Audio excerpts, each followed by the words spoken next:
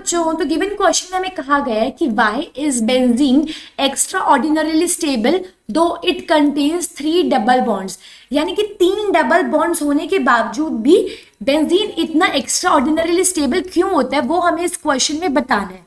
तो सबसे पहले हम बात करते हैं इस क्वेश्चन में की कॉन्सेप्ट की, जो कि है इधर रेजोनेंस। रेजोनेंस एक्चुअली एक एबिलिटी होती है पाई बॉन्ड इलेक्ट्रॉन्स को डीलोकलाइज करने की all over. Means resonance is the ability for the delocalisation of pi bond electrons. Pi bond electrons all over compound में डीलोकलाइजेशन होती है रेजोनेंस के कारण, और इसलिए होती है ताकि उस कंपाउंड में स्टेबिलिटी इंक्रीज हो पाए। Means for increasing the stability this resonance takes place, ताकि एक कंपाउंड की स्टेबिलिटी बहुत इंक्रीज करे, delocalisation of pi bond electron होता है, मींस रेजोनेंस होता है।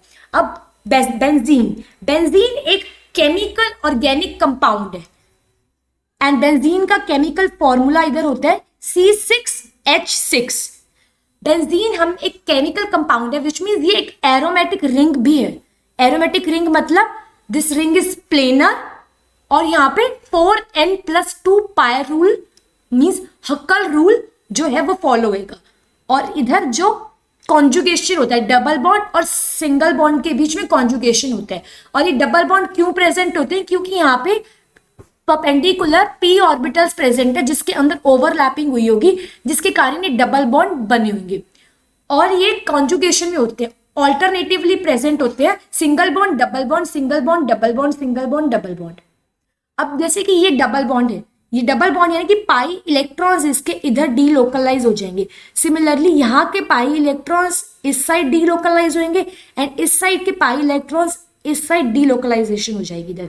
Means in this aromatic compound delocalisation of electron होएगी, क्योंकि यहाँ पे रेजोनेंस शो होएगा, विच मीन्स यहाँ पे सेकेंड जो स्ट्रक्चर बनेगा रेजोनेटिंग स्ट्रक्चर, वो हो जाएगा जब डबल बॉन्ड इधर आ जाएंगे, ये वाला डबल बॉन्ड यानी कि पाई बॉन्ड के इलेक्ट्रॉन्स इधर डीलोकलाइज हो जाएंगे इस साइड, और ये वाली साइड के पाई बॉन्ड के इलेक्ट्रॉन्स इस साइड डीलोकलाइज हो जाएंगे। मींस दिस वन, ये जो था हमारा, ये था फर्स्ट रेजोनेटिंग स्ट्रक्चर, और जो ये है ये हमारा सेकेंड रेजोनेटिंग स्ट्रक्चर।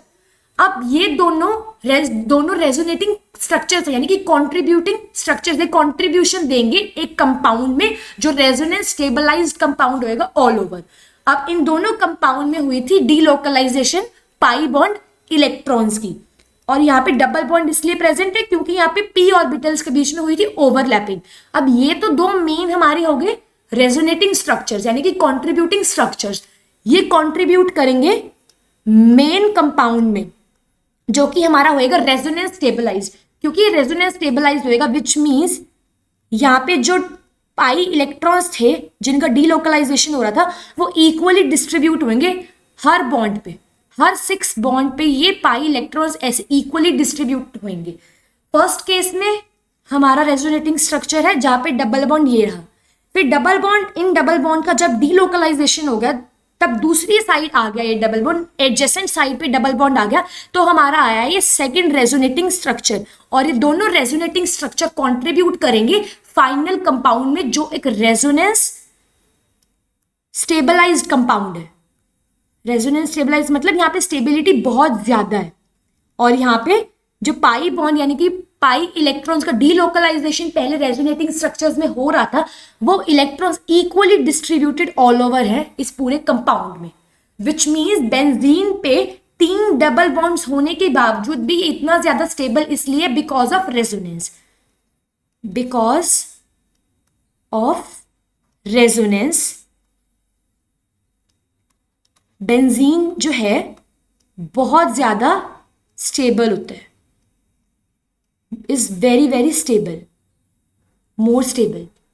एंड ये सिर्फ डीलोकलाइजेशन ऑफ पाई इलेक्ट्रॉन्स के कारण जो था, जो 2 रेजोनेटिंग स्ट्रक्चर्स में हो रहा था, लेकिन ये कंट्रीब्यूट कर रहे थे इस रेजोनेंस स्टेबलाइज्ड कंपाउंड में, और ये था सिर्फ रेजोनेंस के कारण।